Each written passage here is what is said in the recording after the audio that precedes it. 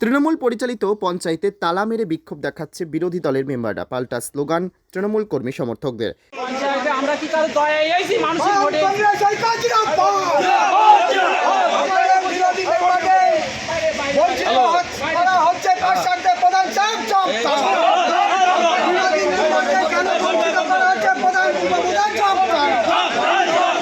তালা ভেঙে দিল তৃণমূল কর্মী সমর্থক এবং গ্রামবাসীরা।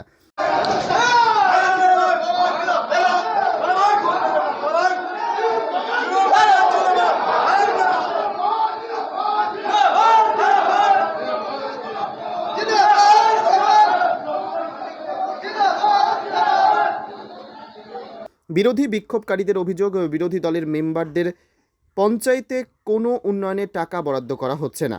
এমনকি বর্ষাকালে যে ত্রিপল এসেছে সেই ত্রিপল বিরোধী মেম্বারদেরকে দেওয়া হচ্ছে না। সেই কারণে বিরোধী মেম্বাররা একজোট হয়ে পঞ্চায়েতে তালা মেরে পঞ্চায়েতের সামনে বসে বিক্ষোভ দেখায়।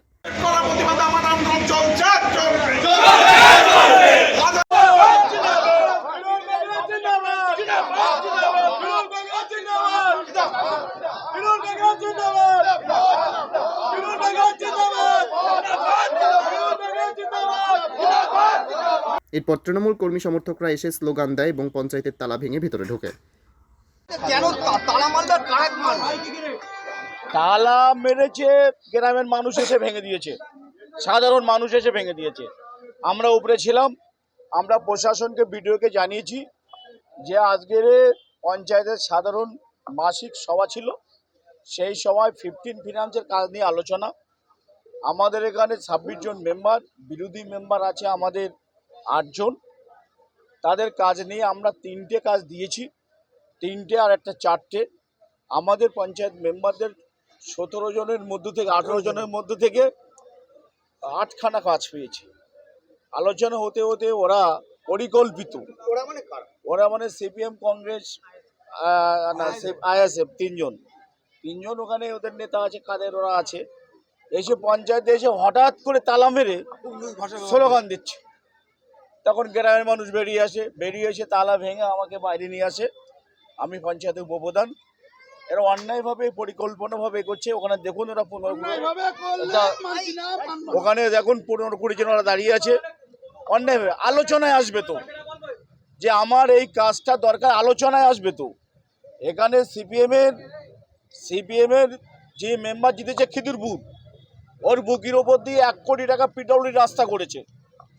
সিপিএমের আরেকটা মেম্বার শেরপুর, সে জিতেছে, তার বাড়ির ওপর দিয়ে 33 লাখ টাকা মমতা বন্দ্যোপাধ্যায় পথশ্রী করে দিয়েছে।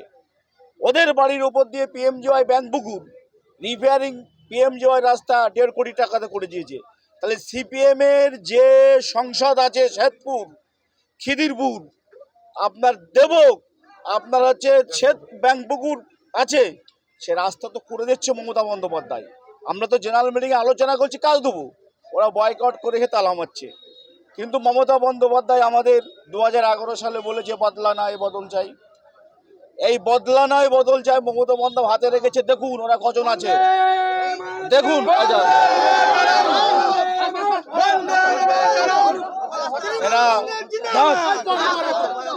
আমরা কিন্তু এখানে পঞ্চায়েতের উপরে ছিলাম, আমরা কাউকে বলিনি। গ্রামের মানুষ